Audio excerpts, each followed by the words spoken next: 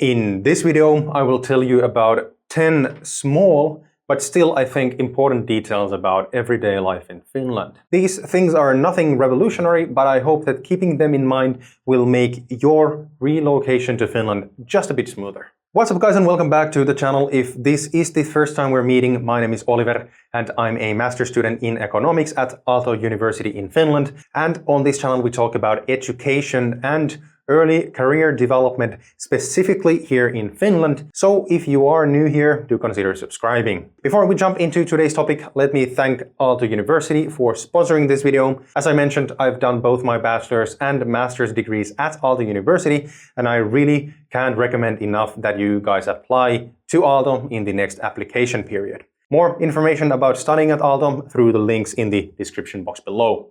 So, 10 things about everyday life in Finland. I really want to outline this by acknowledging that some of these might feel self-evident to some of you. However, these are the 10 things that people get confused about most commonly, and I just wanted to share them with you so that you can get a smooth start for your life in Finland. Alright, so the first thing to keep in mind is that in Finland, you actually have to wave at a bus to make it stop. I know. This is revolutionary stuff right here. You know, this is just one of those super small details that will either be a complete no-brainer or alternatively come as a complete surprise when you experience it for the first time. So, while being a minute detail in your everyday life, I've heard way too many stories of people not realizing this because buses in their home countries stop at every bus stop, regardless of being indicated to do so or not. Also, a funny cultural detail, trams in Helsinki do stop at every stop if the driver sees people waiting at the stop. This is usually taken for granted, and indicating a tram to stop actually looks really funny for many, as it is automatically assumed that trams stop regardless. So the second thing to keep in mind is that the public transportation system in Finland is very well managed, and it usually works like clockwork. Again, this feels really weird for me to mention out loud, but I've heard many people talk about the fact that in Finland you can actually trust the public transit timetables. So if the timetables say that a bus is supposed to arrive to your stop at 11:23, it should be there at 11:23 sharp, not sooner, not later.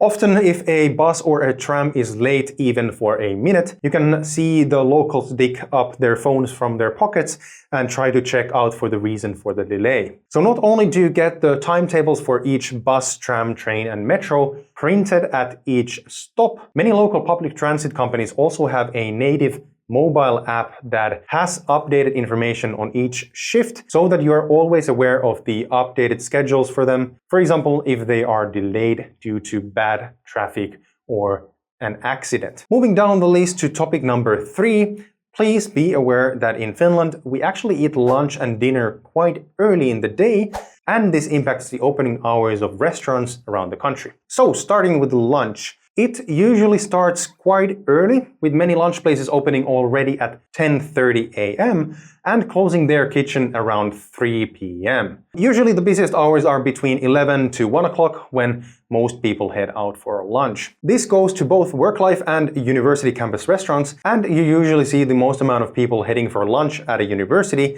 directly after the morning lectures that end around 11 or 12. Alright, the next thing to take into account is that Finland has some of the best quality tap water in the world, and there is absolutely no reason to buy bottled water to your home or to go unless you want it with bubbles or as flavored. Not only is the Finnish tap water completely tasteless, it is also such high quality that there is no need to decalcify or filter it before drinking. In practice, this means that Finnish grocery stores don't usually even sell these large water jugs because there's simply no market for them. Most of the water sold in stores is actually either sparkling or flavored, and a good rule of thumb is that bottled water is as expensive as soft drinks, and thus it does not really make any sense to buy water when you can get it for free from your home or from any public taps. If you like to drink a lot of water during the day, a good tip is to always keep your own water bottle with you so that you can fill it up at any public taps. For example, carrying a water bottle at the university just makes more sense as it prevents you from buying expensive bottled water throughout the day. Also, good to know, since tap water is so cheap in Finland, it is normal that restaurants and cafes don't charge anything for it. For example, if you want to fill your own bottle with water after having a cup of coffee, you can usually just ask the barista if they would be so kind to fill your bottle for you. In some rare cases, they will not do so, but also a lot of the times, cafes also have their own tap that you can use as much as you want after making a purchase. Alright, moving on to the next thing, it is good to know that alcohol in Finland can only be sold in stores between 9 a.m. and 9 p.m.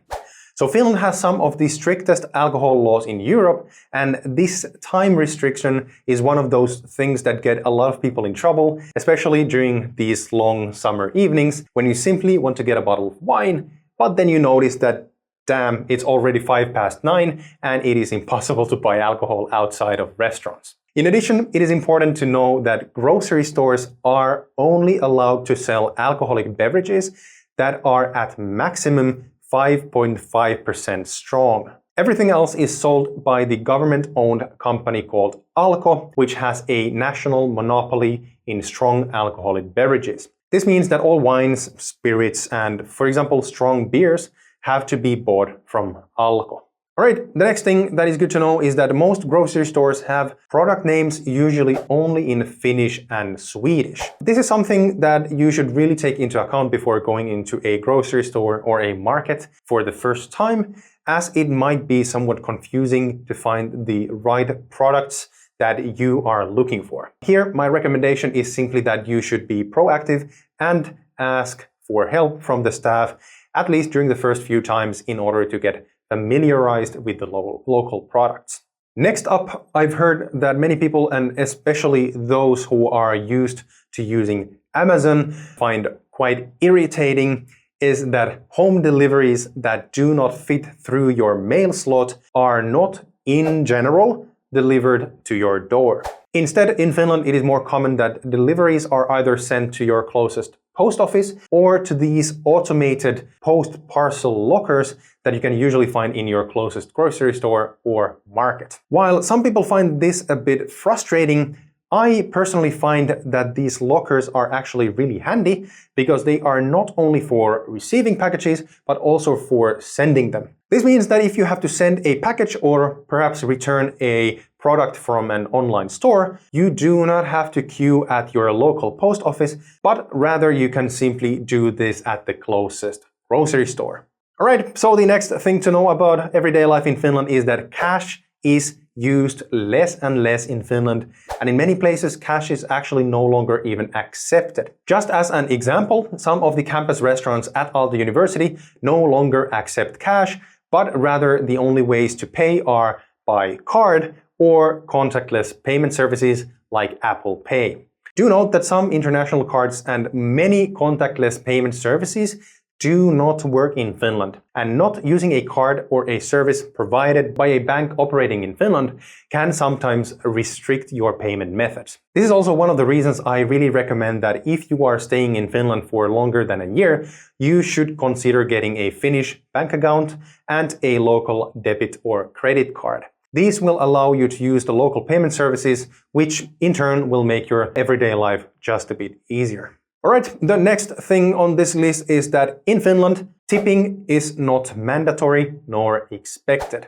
In Finland, servers are paid a decent hourly wage and a service charge is already added in hotel and restaurant bills. Normally, Finnish people tip only if they wish to appreciate an exceptionally good service or a delicious meal. However, this is not obligatory and no one will be offended if you do not do so. Alright, the last thing on this list is that in Finland we celebrate a ton of different holidays around the year. So many of these national or religious holidays impact how different stores and businesses are open. These holidays which are in general called pyhäpäivä in Finnish, usually mean that either businesses are closed for the day or they have shorter opening hours. This means that it is recommended to do all shopping prior to the holidays themselves, as getting a bottle of wine or, other necessities can turn out to be a challenge, as stores might not be open at all. Whether or not businesses stay open depends on the specific holidays, and you can find more information on the different national holidays from infofinland.fi. I have the link in the description box below. I at least recommend that you check out the most commonly celebrated holidays and mark them in your calendars just to make sure that you don't miss them out. Alright, that is it. These were the 10 things that I think you should keep in mind in your day-to-day life in Finland. While some of these might have been total no-brainers to you, I still hope that you learned something new during this video. Please let me know in the comments so that I can make adjustments to my future videos. Anyways, that is it for this video. If you found this content helpful, do give it a thumbs up and share it with a friend who might be interested in the topic. If you didn't like what I had to say, the thumbs down button works as well. Also, if you have anything to ask about this or any other topic related to studying or working in Finland, please write them down in the comment section down below and I'll get back to you as soon as possible. Thanks again for watching, guys, and I will see you in the next one. Bye bye.